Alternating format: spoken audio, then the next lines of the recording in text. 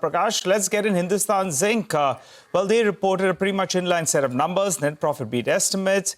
They also saw a fairly decent and stable set of numbers. We're now joined by Mr. Arun Misra, the CEO, whole-time director at Hindustan Zinc. Hi, Mr. Misra. Good to see you in as always. How do you see the demand-supply dynamics in the zinc market shape up? And if you could tell us, based on that and all this noise about tariffs, what kind of impact it could have on zinc prices? Give us a range.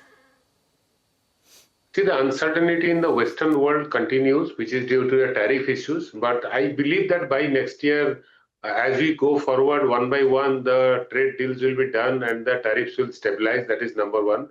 Number two, the Chinese demand is still weak. So that has an impact on the zinc prices. But we have seen recent upsurge in zinc prices to come more than $2,800 per ton.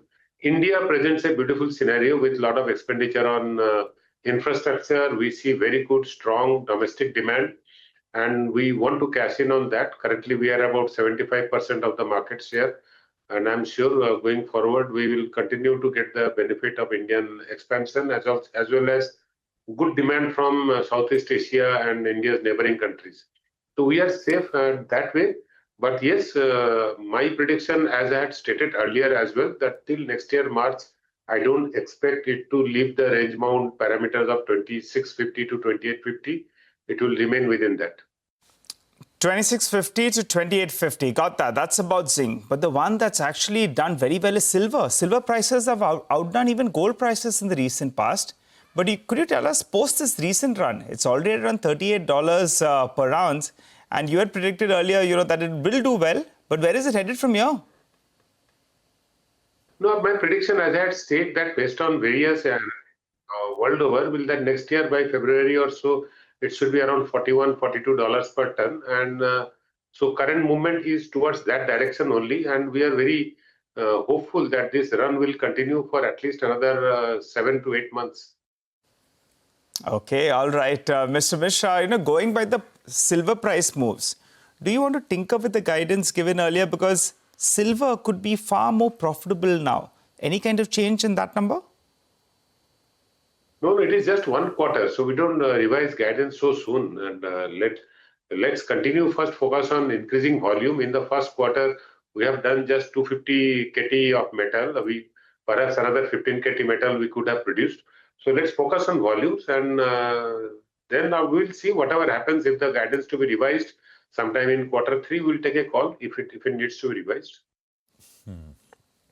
So phase 1 capex has been announced, but what about phase 2? When is it due? The rest of the thing, as I said, all capex announcements for 2 million ton expansion will be closed by 30th of September. So we are working aggressively on that. First phase we have announced, we have already placed order for smelter construction. We are in the process of placing order for mining, then on concentrator. You can expect other announcements to happen between August and September. Mr. Misra, what is the outlook on the cost of production, sir?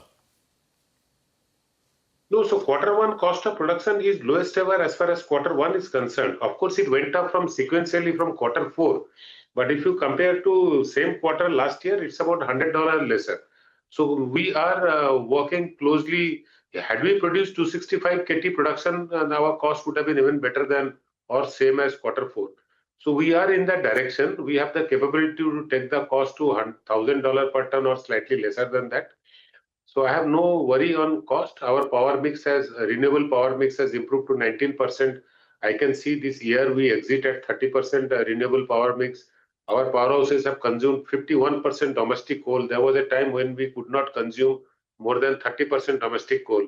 So with all these structural changes being in place, there is no reason why we should not go down on cost even further. Got it. Focus on the cost side continues. Zinc prices 2650 to 2850 and cost of production dipping below $1,000 per ton. Got that. What about value unlocking, though, in Hindustan Zinc? One would like to see some kind of unlocking there. Separate businesses, list them separately?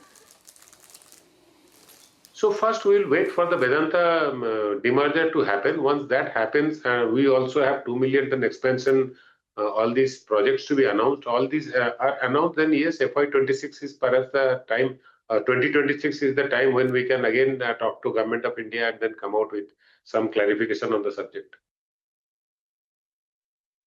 So we'll wait by 2026 is where we could actually see that unlocking of value. What about the rare earth, mineral foray?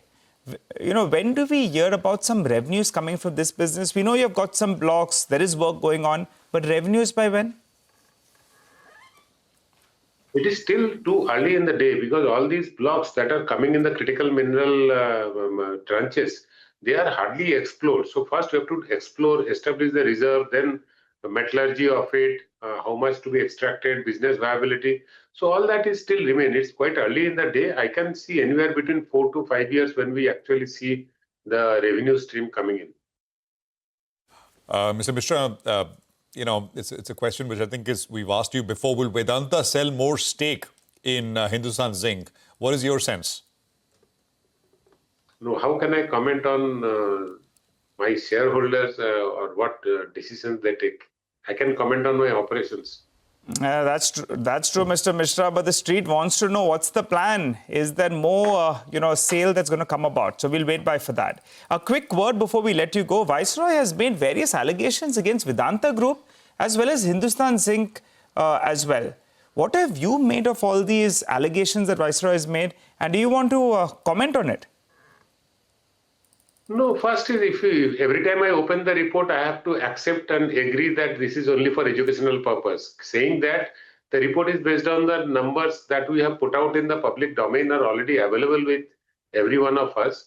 It's a question of how we look at the same number. And so they have looked at in a particular way. If you ask me a particular question, then for a specific question, I can say what is the way we look at. So we are very transparent.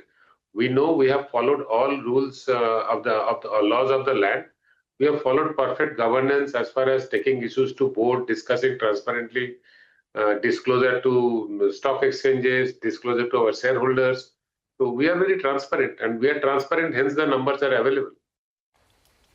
Interesting. I think the numbers are speaking louder. Deleveraging being done at Vedanta Limited and Vedanta Resources as well. Thanks a lot for joining in, Mr. Misra. We look forward to having a chat with you as the quarter does progress. That said, Prakash Diwan still with us.